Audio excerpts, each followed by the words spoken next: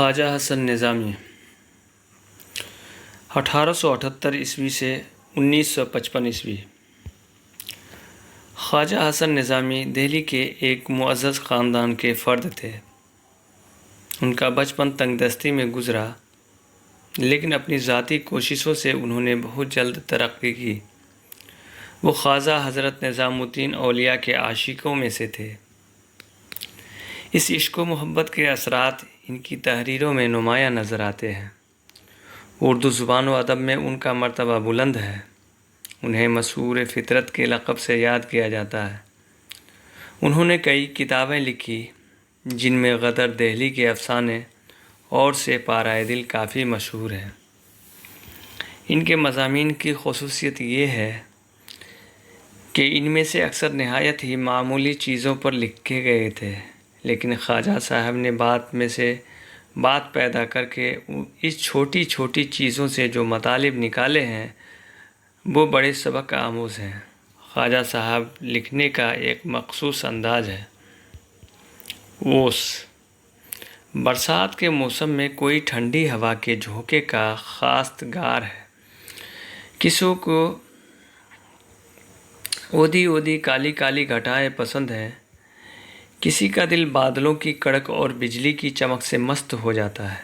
مجھ کو تو برسات کی یہ ادا بھاتی ہے کہ مہ برس کر کھل جاتا ہے اور صاف آسمان کی رات گزر جاتی ہے تو صبح کے وقت درختوں، پھولوں اور جنگل کی گھاس کی عجیب شان ہوتی ہے۔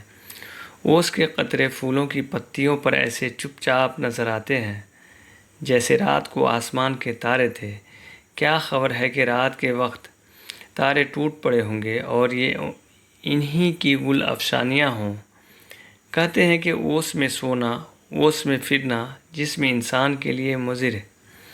خبر نہیں یہ کیوں کہتے ہیں۔ خدا کی ساری مخلوق تو اوس باری سے تر و تازہ اور نہال ہو جاتی ہے، تو انسان بھی ایک مخلوق ہے، اس کو اس سے کیوں کر نقصان پہنچ سکتا ہے۔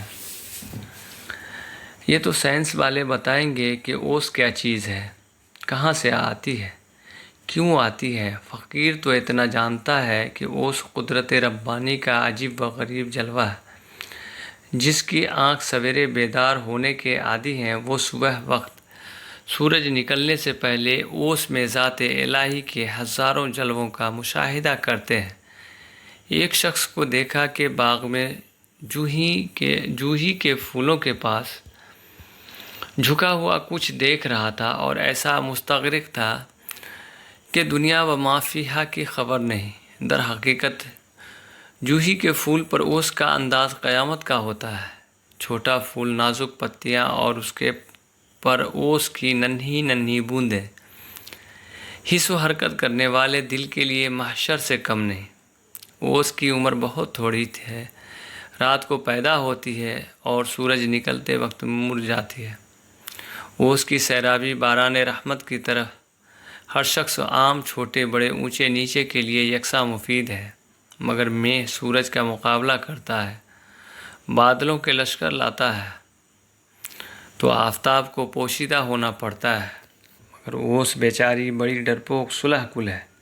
آسمان پر جب سورج کا عمل دخل نہیں رہتا تو بادل بھی اپنے گھروں سے چلے جاتے ہیں۔ اس وقت یہ نمودار ہوتی ہے اور سورج کے نکلنے کے ساتھ ہی جان دے دیتی ہے۔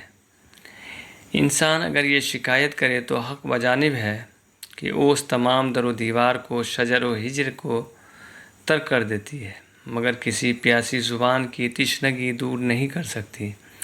اردو زبان میں ایک مثل ہے کہ اوس جب پڑتی ہے تو ہاتھی بھیگ جاتا ہے، گویا ہاتھی اوس میں نہا لیتا ہے، مگر چڑیا کی پیاس نہیں بجھتی۔ یہ قدرت کا ایک گہرا راز ہے، اس میں اوس کی کچھ شکایت نہ کرنی چاہیے۔ بہرحال اللہ تعالیٰ کی نشانیوں میں سے اوس بھی ایک نشانی ہے، جس کو دیکھ کر دل حق پرست میں عرفان یزداں کے جذبات پیدا ہوتے ہیں۔ خواجہ حسن نظامی۔